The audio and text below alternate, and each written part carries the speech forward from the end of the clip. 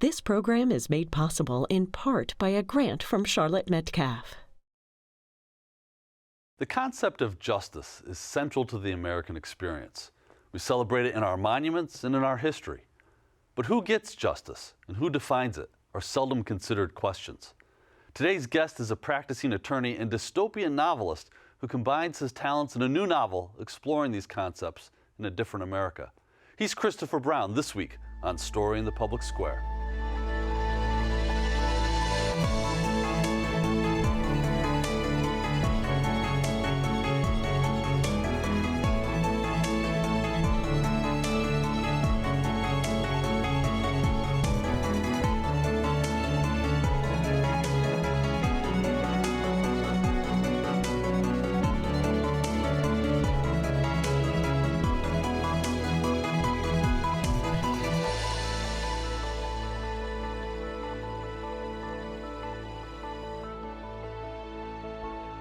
Hello and welcome to Story in the Public Square, where storytelling meets public affairs. I'm Jim Ludis from the Pell Center at Salve Regina University. Alongside me is my friend and co-host G. Wayne Miller of the Providence Journal. Each week we talk big issues with great guests, filmmakers, authors, journalists, and more to make sense of the stories that shape public life in the United States today. To help us this week, we're joined by Christopher Brown, a dystopian novelist whose latest book, Rule of Capture, explores the meaning of justice. Chris, it's great to see you again. Thank you for coming back to Story in the Public Square. Thanks for having me back. Delighted to be here. So talk to us about Rule of Capture. Without giving anything away, what's it about? Well, the elevator pitch is it's Better Call Saul meets 1984. That's a little cheeky. It's a little both darker and lighter than that sounds. It's a dystopian legal thriller, a mashup, if you will, of the dystopian novel and the legal thriller, or the all-American lawyer story. It tells the story of a kind of burned-out criminal defense lawyer in an America that's drifting into totalitarianism. He's taking court appointments in a new court that's been set up to deal with people who are sort of resisting the authority of the federal government and the state government where he is, and ends up being assigned to represent a young woman, a filmmaker who's been witnessed a political assassination and is being charged with kind of terrorism crimes, basically to shut her up. To free her and to free some other clients, he has to figure out how to get justice from a system that's basically abandoned the rule of law, meaning the lawyer has to break the rules to try to get some measure of justice. Do you so this mashup of a legal thriller and a dystopian novel? How did you get there? How do those two different genres work together? Yeah, it's a funny thing in a way. It started with a billboard ad I saw while standing outside a coffee shop by a highway in Austin, Texas, where I live, while I was working on my last book, Tropic of Kansas, and I had this scene I was working on where two characters had been put in jail, and one was trying to get out, and I wondered, well, in a dystopian society, who would the lawyers be? And I look up at this billboard, and there's this ad for this great, in Texas, where I live, lawyer ads flourish like prickly pear, especially by the side of the road and on the cathode ray. And this one was a very Austin one for a guy whose handle, to make the clients remember him, is the lawyer who rocks. So he's like, so if you want your criminal defense lawyer to also be a guy who's in a band. But I was like, yeah, well, what would the dystopian version of that guy be? And that idea just stuck with me.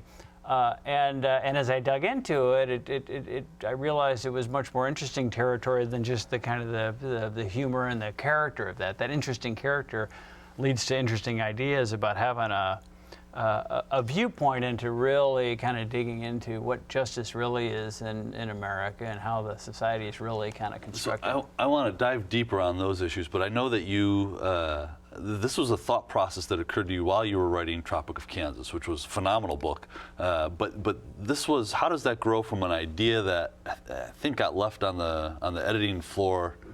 On the editing room floor. Yeah, I had written a couple of scenes with this guy and removed them because it was just too sort of marginal to the main story. He does the billboard. His billboard does show up briefly. There is a phone call, but he never appears on stage in that book.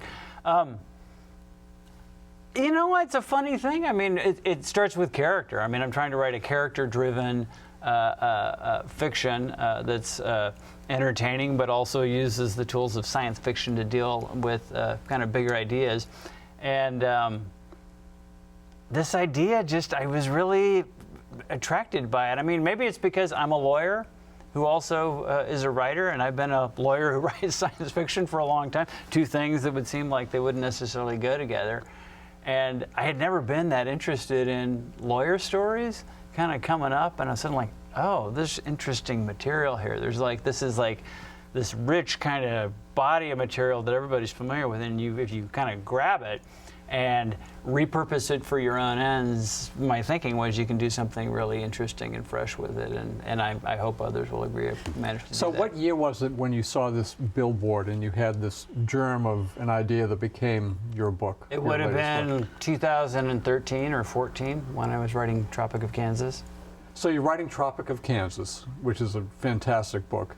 We've had you on and talked about it before. You take this idea, what happens, you're writing another book. I mean, you're immersed in writing a book. What do you do with this other idea? Do you make notes? Do you tuck it away? Do you have dreams about it? Talk about the process. I had a jet lag dream about it. There's a scene that ends out, yeah, literally. I was like, I had gone to see a family event in Europe of a family member who's an artist, and I woke up in the middle of the night in a hotel, and I'd had this crazy jet-lag dream about a scene of a guy playing golf with some fascists, of the idea of like, what would an American fascism look like, and would it look kind of like hanging out at the country club? And it was a scene with this lawyer, and I still have those notes, and I like got up at 3 in the morning and wrote those notes, and the idea of a window into that little shift into how could the society we have kind of drift off onto a tangent that would be one we wouldn't really want to enjoy. So you let stuff like that percolate, and then you try to come up with a little bit more story. But it starts with that kind of nugget of character, and you just sort of build it from there. You try to imagine a kind of a case-type trajectory, but you basically write your way into it. So when you're creating a character, you've talked about the beginning of this process. Past the germ and the idea and the dream, how do you get into the mind of that character? How do you create that character? Yeah, you have to immerse yourself in that kind of world of that character. I mean, I spent a lot of time. I've not primarily been involved with criminal law or even trial law in my own career as a lawyer.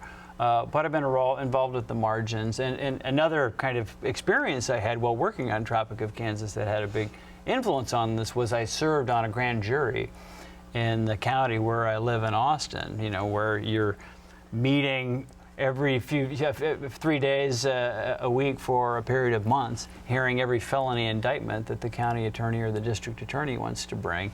And I got that sort of window into how justice, the machinery of justice really works in this country, that helped me think about the role of those kinds of lawyers who are the kind of champions of the underdogs, if you will.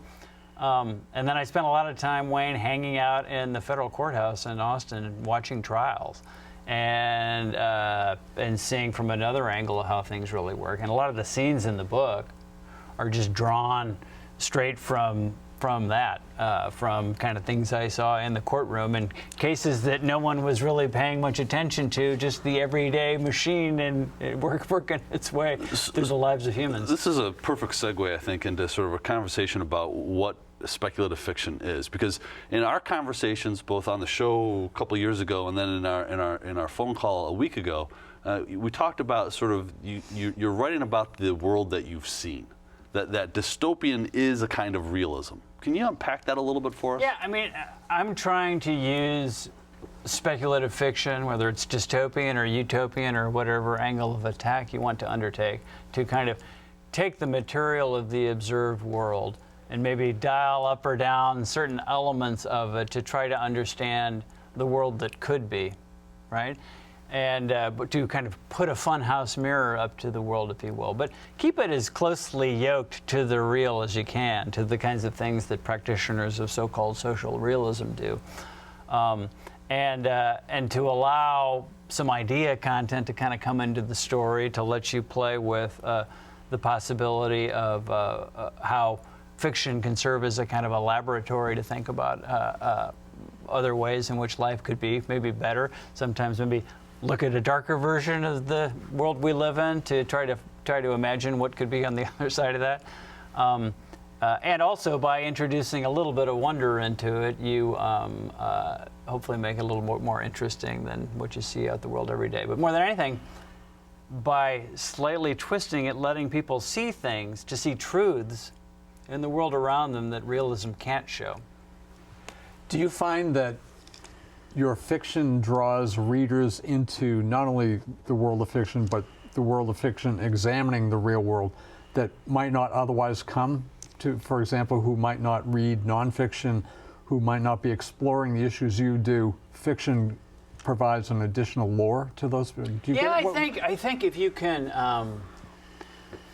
I think it does a lot of things that, say, nonfiction cannot. If you're writing a fiction that's trying to kind of tackle into the issues, even like the issues that we're dealing with in our politics and society on a daily basis, you remove the reader's mind from the sort of partisan tribalisms of everyday life and the identities that we're so deeply socialized into that kind of can keep us from opening our eyes up to seeing things with a little bit more objectivity. You know, in the world of my books, there are, no Republicans or Democrats.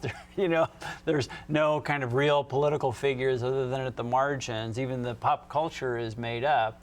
And yet the idea is that by doing that, you can bring in kind of even more truth, even more reality about, how really does the world work?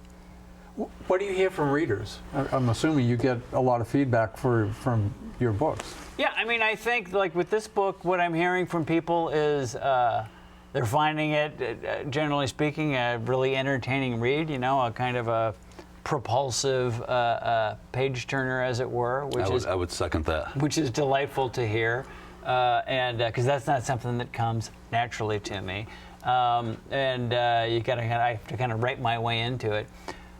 And then a lot of people have said that then it kind of leaves them thinking about bigger ideas when they're done. And, you sort of race through it and then start thinking about some of the things that I try to put a lens onto, as it were, to let people think about, how does the law really work? What really is the basis of the justice system? What really gives that judge the power to put me in jail? Well, and so you mentioned that you're using dystopian fiction, speculative fiction to sort of reflect on some truths.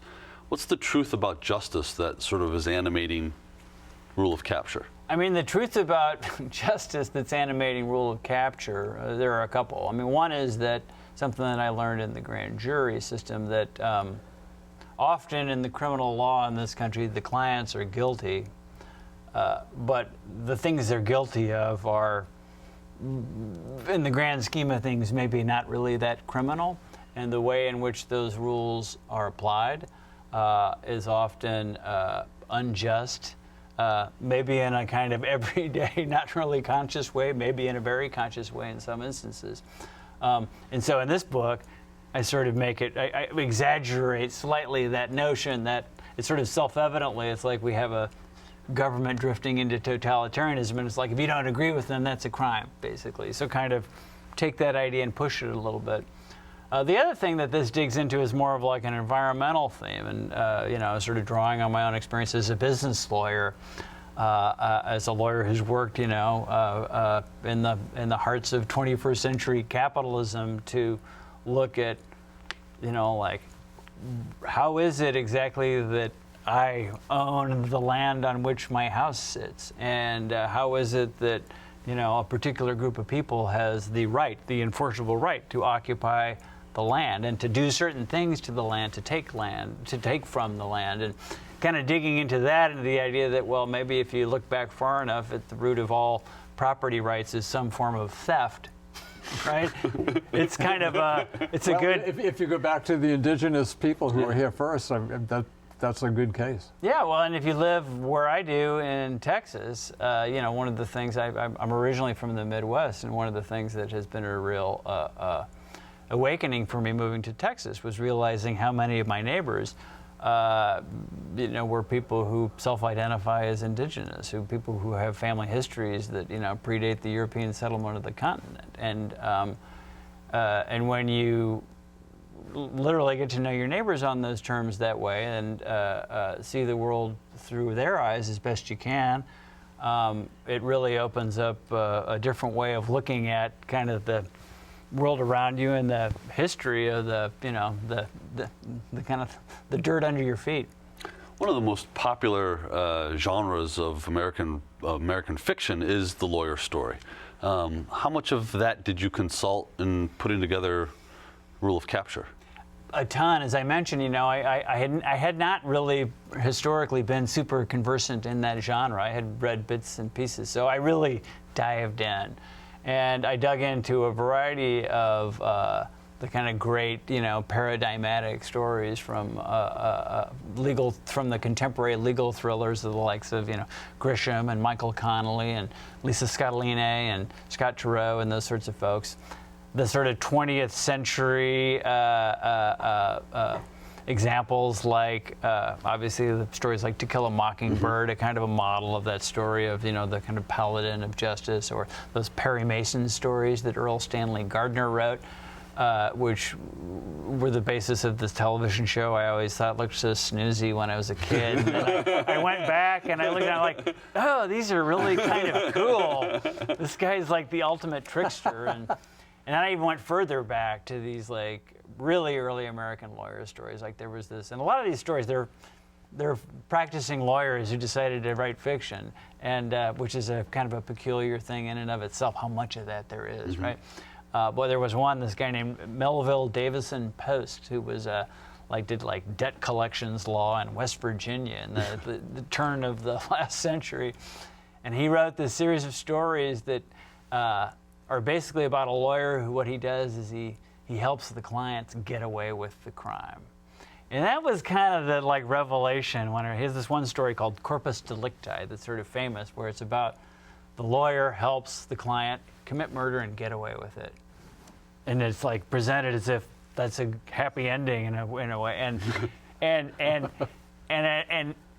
looking back at all of these other later American lawyer stories through that prism made me realize that I think a lot of them are, on the surface, they pretend to be about, helping the innocent person get off, or proving them innocent of some crime, but really they are about that kind of all-American dream of doing something wrong and getting away with it. So you've just given us a lot of great examples of lawyers in popular culture. What is the enduring fascination with lawyers? And there are many types, of many of which you just... And you're one, so you've got to obviously can give us a good answer. Yeah, I mean, why are we so fascinated with lawyers? And we are. Well, they're good, bad, and indifferent. They're kind of they represent the regulators of what we can and can't do. There are sort of two dipoles of the archetypal lawyer. One is the sort of that Atticus Finch, champion of justice, paragon of virtue, heroic, taking care of the people, being unafraid to speak the truths that everyone else is afraid to confront, or to call out the injustices in the society around them. And there are a lot of great examples like that in real life as well. And then there's the kind of the Better Call Saul type, the kind of the lying, sneaking one, or it's like there used to be that Martin Short character who played the tobacco industry lawyer who's just peddling a series of lies. And I think those characters are, they're us. They're all variations of us to some respect, and the way they conduct themselves tells us a lot about the society we live in and the way we want it to be. Do we see our own engagements with lawyers through the prism of that literature, through the prism of that fiction? Yeah, I think we have. The lawyer stories we grow up with, and it's such a, a kind of a seminal genre of like our popular culture. I mean, these stories, they're all over, in contemporary television, they're all over the place, and because they work, they have their own kind of self-contained like narrative formula, where they even work well like in live theater. I mean, it's just all kind of in the courtroom in a way, and they work to let us be programmed to think that the lawyers are going to behave in a certain way, such that when you then turn on the TV and there's a bunch of lawyers parading around litigating constitutional crisis, if you're like me, you're sort of like, well, where is Atticus Finch when we need him? So what attracted you to law? The opportunity to be engaged with, the system of justice and with government and politics originally. I mean, I was a wonky kid in college and was interested in both journalism and public affairs, and public law was kind of the route to public affairs. I spent a little bit of time in Washington right out of college, and I saw that, having a law degree was a kind of a key to be able to have access to a lot of the opportunities to do more interesting things. There's sort of structures to a legal thriller that are different from a lot of other fiction. Like we're never going to see inside the lead lawyer's mindset, because that'll give away whatever the denouement's going to be.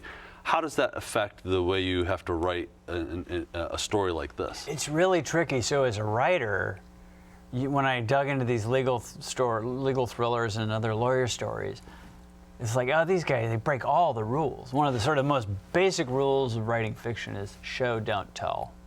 That you represent the experience of the character through kind of quotidian detail and showing them doing things. And the courtroom dramas, at least, are all the opposite. They're sort of tell, don't show. All the action, the real action of the story, is sort of one step removed from these people in the courtroom presenting the story through live testimony, through oral argument, and so on. So that's a really tricky thing. So figuring out how to work with that and make it work well is intriguing. And there are great examples of people who pull it off. The great German playwright Peter Weiss had this play called The Investigation, where he just took trial transcripts from the Frankfurt Auschwitz trials and just sort of used that and to tell a story in a way that lets you deal with really difficult material with enough remove that you can kind of look at it straight in the face, but yet still have a kind of narrative oomph to it. So, and the role the person plays defines what kind of character they are, whether they're the prosecutor or the defense lawyer or the judge or the witness or the victim, and those things are tricky to work with. But it's a lot of fun. They're like with any kind of fiction writing project, having those constraints can produce really interesting results. It gives you a little problem you got to solve and then run with it. So, rule of capture, like Tropic of Kansas, seems to have predicted events that are happening now. So, Jim and I have a theory that you have a secret power, which you can share or not share, but in all seriousness, how does that happen? How did you, I mean, this was written more than a year ago, and yet it captures, or seems to capture, what is happening now, obviously in a fictive sense, but... I would put it this way, that it's not unimaginable.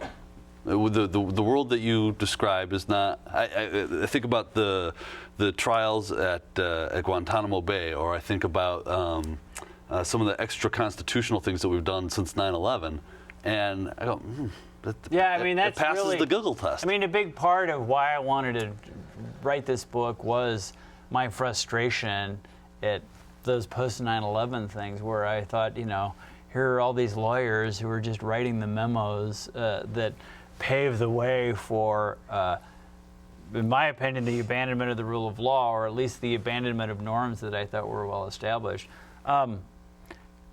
The great science fiction writer William Gibson has a famous aphorism that the future is already here. It's just not evenly distributed, almost overquoted at this point. But I think that observation he makes there is really true about writing a kind of speculative fiction that does what you're talking about, Wayne, where the dystopia is already here. It's just not evenly distributed. If you look for, if you kind of focus in on certain things, like the Guantanamo tribunals. I mean, I drew heavily. I mean, some of the procedural elements in this book are basically airlifted straight in from Guantanamo, as it were. I read these amazing books by the courtroom sketch artists who went there and researched the law of this book simply by going to the law library and saying, well, if you wanted to have martial law, how would you do it? And lo and behold, you kind of go to the back of the stacks, the law library. Here's this section of books like, the practical administration of martial law. Because, if you're looking for anything kind of scary, usually if you look far enough into the right corners of American history, you can find some example of it. And before World War II, the use of martial law was very common by governors, especially dealing with labor disputes and just like, kind of economic issues. Or other sorts of iterations of like emergency powers that the federal and state executives can invoke. The suspension of habeas corpus is a power that's right there in the Constitution, and it's happened across history. Yeah, and it's just not hard to imagine emergency powers being abused, and without getting into things going on today. I mean, there are certainly examples where you can play with a counterfactual and imagine things going just a little bit of a shift one way or the other. That would be that. We've got about 15 seconds left. I think we could talk to you all day, but what's next for you? Next is a follow-up to this story, a book I'm calling Failed State, which is, notwithstanding the title, a kind of utopian work about the same lawyer defending people in front of a post-revolutionary justice tribunal in an effort to kind of explore like truth and reconciliation. Well, we will look forward to that. Chris We'll Brown. have you back for sure. Absolutely. Chris Brown, the book is Rule of Capture. Thank you so much for being with us. Thanks for having me. That's all the time we have this week, but if you want to know more about Story in the Public Square, you can find us on Facebook and Twitter or visit pellcenter.org, where you can always catch up on previous episodes. He's Wayne. I'm Jim. We hope to join us again next time for more Story in the Public Square.